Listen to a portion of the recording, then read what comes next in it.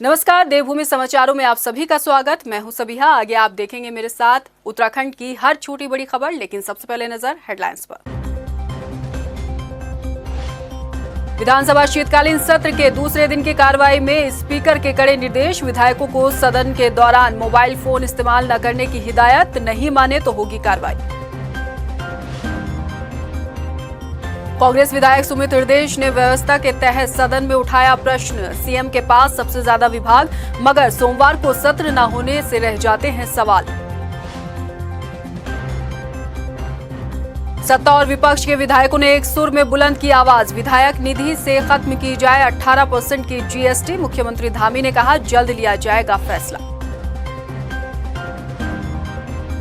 और देहरादून में 15 साल की छात्रा पर फायर झोंकने के मामले में 2 युवकों पर मुकदमा दर्ज। ट्यूशन से घर लौट रही छात्रा पर युवकों ने झोंके थे फायर। बाल बची छात्रा। और बुलेटिन में अब खबरें विस्तार से। सबसे पहले बात करते हैं विधानसभा सत्र की। विधानसभा शीतकालीन सत्र के दूसरे दिन की कार्रवाई आज सुबह 11 बजे शुरू हुई। सदन की कार्रवाई शुरू होते ही विधानसभा अध्यक्ष रितु खंडूरी ने पीठ को कड़े संदेश देते हुए सदन में रहने के दौरान फोन इस्तेमाल न करने के निर्देश दिए। विधानसभा स्पीकर ने कहा कि सत्र के पहले दिन की कार्यवाही में कई विधायक फोन का इस्तेमाल करते दिखाई दिए। उन्होंने कहा कि अगर विधायक सदन के भीतर फोन का इस्तेमाल करेंगे तो उन पर कार्रवाई की जाएगी। सभी माननीय सदस्यों से निवेदन है, यह सदन हमारे प्रदेश का सर्वोच्च सदन है, प्रदेश का सर्वोच्च सदन है।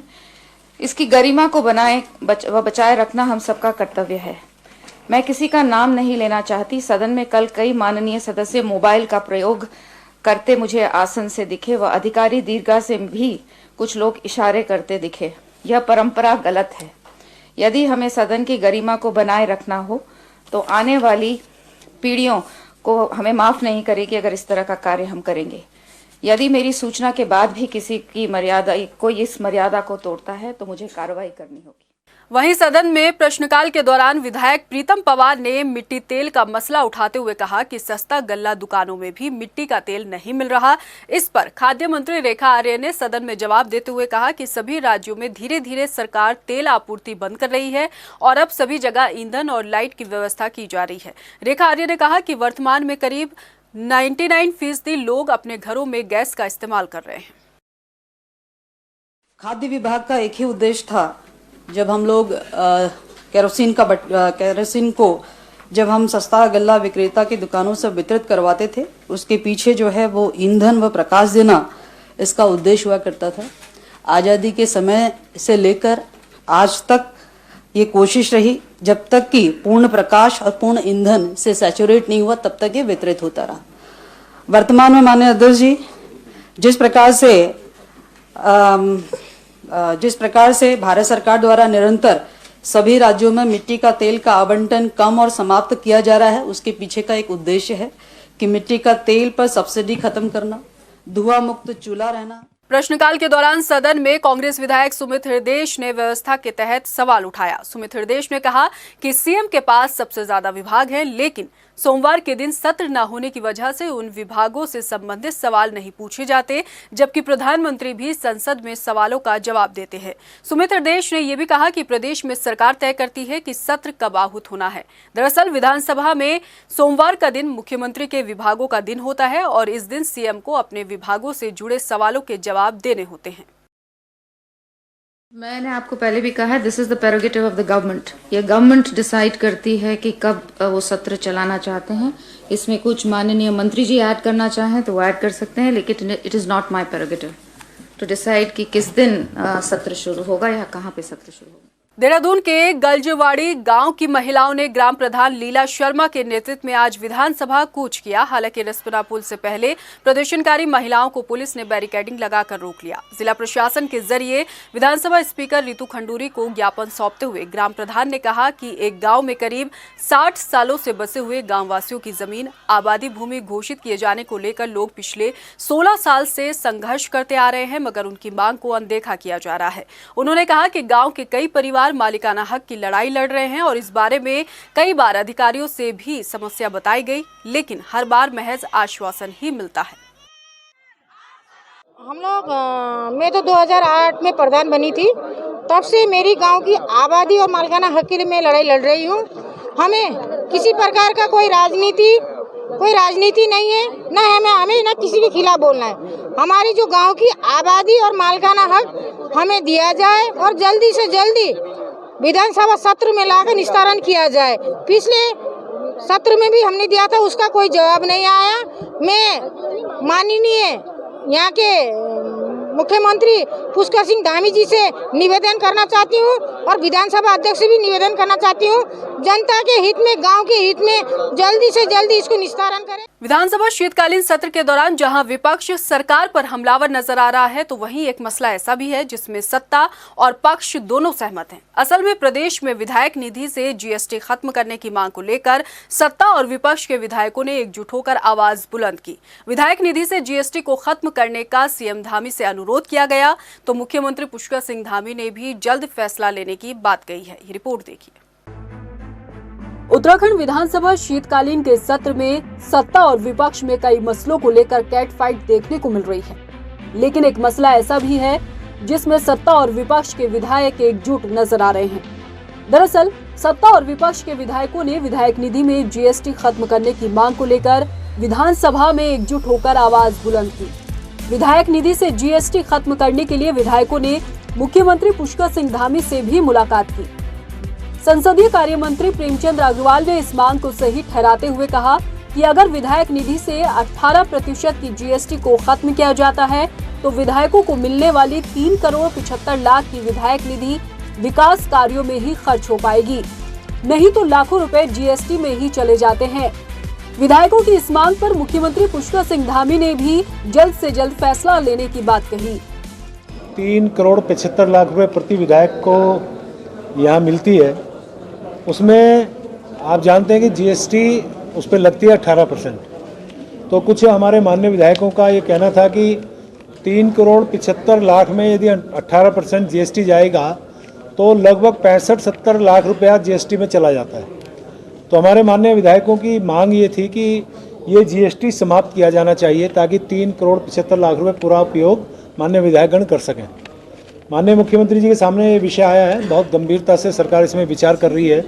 माननीय मुख्यमंत्री जी ने आश्वस्त किया है कि उस पहलू पे भी विचार करेंगे, क्या उसे जीएसटी समाप्त कर सकते हैं क्या, या हम विधायक निधि बढ़ा सकते हैं। नहीं, वो सभी विधायकों ने और सभी सम्मानित नेतागणों ने मुझसे बात की है। इस संबंध में हम लोग सकारात्मक रूप से बात करके फाइनेंस डिपार्टमेंट इसमें हम लोग रास्ता निकालेंगे। विधायक निधि से जीएसटी खत्म किए जाने के मसले पर विपक्ष भी सहमत नजर आया। नेता प्रतिपक्ष यशपाल आर्य ने कहा कि जनहित में इस पर फैसला लेना जरूरी है, क्योंकि विधायक निधि का एक बड़ा हिस्सा जीएसटी के तौर पर कम हो जाता है।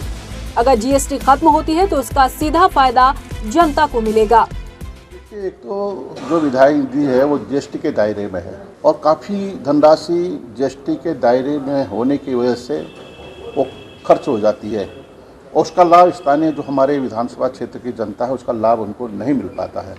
एक हमने कहा कि विधायक निधि को जीएसटी से दायरे से बाहर रखा जाए और दूसरा विधायक निधि को बढ़ाया जाए। माननीय मुख्यमंत्री जी ने आश्वस्त किया है, कोई कांग्रेस के विधायकों की मांग नहीं है, सभी दलीय विधायकों के, भारतीय जनता पार्टी के माननीय विधायकों की भी यही मांग है। तो हमने आज बढ़ोतरी की बात की है, देखिए आश्वस्त किया है, उम्मीद है कि कुछ बढ़ोतरी होगी और जीएसटी के दायरे से विधायक निधि को बाहर किया जाए। विधायक निधि से 18% जीएसटी खत्म करने को लेकर विधानसभा में सत्ता और विपक्ष एकजुट नजर आया, तो विधायकों ने ये सुझाव सीएम धामी से भी साझा किया। ऐसे में क्या सरकार वाकई विधायक निधि से जीएसटी को खत्म करती है या नहीं, इसके लिए थोड़ा इंतजार तो करना होगा। चौधरी कला टाइम टीवी के लिए देहरादून से मनीष डंगवाल की रिपोर्ट। जबरन धर्मांतरण के खिलाफ सख्त कानूनी प्रावधानों के बीच मंगलवार को विधानसभा शीतकालीन सत्र के दौरान धर्मांतरण विरोधी विधेयक पेश किया गया, जिसमें जबरन धर्म परिवर्तन के दोषियों के लिए 3 साल से लेकर 10 साल तक की सजा का प्रावधान किया गया है। इसके साथ दोषी के लिए कम से कम 50,000 के जुर्माने का भी प्रावधान है। इस बाबत मुख्यमंत्री पुष्कर सिंह धामी ने कहा कि सरकार पहले से ही इस कानून को सख्त बनाने का इरादा कर चुकी थी। उन्होंने कहा कि उत्तराखंड में धर्मांतरण जैसी चीजें किसी कीमत पर बर्दाश्त नहीं की जाएंगी। बहुत पहले से, चूंकि धर्मांतरण आज हमारे यहाँ पर एक घुन की तरह लग गया है और बहुत सारे ऐसे क्षेत्र हैं जहाँ पता ही नहीं लगता है कि किस प्रकार से तमाम प्रकार के हथकंडे अपनाकर धर्मांतरण करवाया जाता है, मतांतरण करवाया जाता है। ये हमारे लिए बहुत ही घातक है। इसलिए हमने निर्णय लिया था, हमारी मंत्रिमंडल की बैठक में हमने तय किया था कि हम इस बार इसके लिए एक सख्त कानून बनाएंगे और जिसमें एक कड़ी सज़ा जो 10 वर्ष की हो और कड़े प्रावधान हो, जिससे कि कोई भी इस प्रकार का कृत्य न कर पाए। उत्तराखंड देवभूमि है, यहाँ पर इस प्रकार की चीज़ें बिल्कुल भी टॉलरेबल नहीं है, इसलिए हम कड़ा कानून उस पर बनाने जा रहे हैं। देहरादून में 15 साल की छात्रा पर फायर झोंकने के मामले से हड़कंप मचा हुआ है। मामला पटेल नगर कोतवाली क्षेत्र के शिवालिक एन्क्लेव का है। दरअसल स्कूटी पर ट्यूशन से घर जा रही छात्रा पर पैदल जा रहे युवकों ने फायर झोंक दिया। हालांकि इस हादसे में छात्रा बाल बाल बच गई। सूचना मिलने पर मौके पर पहुंची पुलिस आसपास के लोगों से पूछताछ करने के साथ ही सीसीटीवी फुटेज की जांच कर रही है। साथ ही मामले में मुकदमा दर्ज किया गया है। देखिए, कल शाम थाना पटेल नगर से एक सूचना आई थी जिसमें यह था कि एक जो लड़की है जो स्कूटी में अपने घर जा रही थी, उसके द्वारा ये बताया गया है कि दो लड़कों ने उस पर हवाई फायर किया। इस संबंध में मुकदमा पंजीकृत किया गया है और जो आसपास एविडेंस है उसमें एविडेंस कलेक्शन किया जा रहा है। फिलहाल इस बुलेटिन में इतना ही। मुझे दीजिए इजाजत, लेकिन जाने से पहले एक नजर हेडलाइंस पर। नमस्कार। विधानसभा शीतकालीन सत्र के दूसरे दिन की कार्रवाई में स्पीकर के कड़े निर्देश। विधायकों को सदन के दौरान मोबाइल फोन इस्तेमाल न करने की हिदायत, नहीं माने तो होगी कार्रवाई। कांग्रेस विधायक सुमित हृदयेश ने व्यवस्था के तहत सदन में उठाया प्रश्न। सीएम के पास सबसे ज्यादा विभाग, मगर सोमवार को सत्र न होने से रह जाते हैं सवाल। सत्ता और विपक्ष के विधायकों ने एक सुर में बुलंद की आवाज। विधायक निधि से खत्म की जाए 18% की जीएसटी। मुख्यमंत्री धामी ने कहा जल्द लिया जाएगा फैसला। और देहरादून में 15 साल की छात्रा पर फायर झोंकने के मामले में 2 युवकों पर मुकदमा दर्ज। ट्यूशन से घर लौट रही छात्रा पर युवकों ने झोंके थे फायर, बाल बाल बची छात्रा।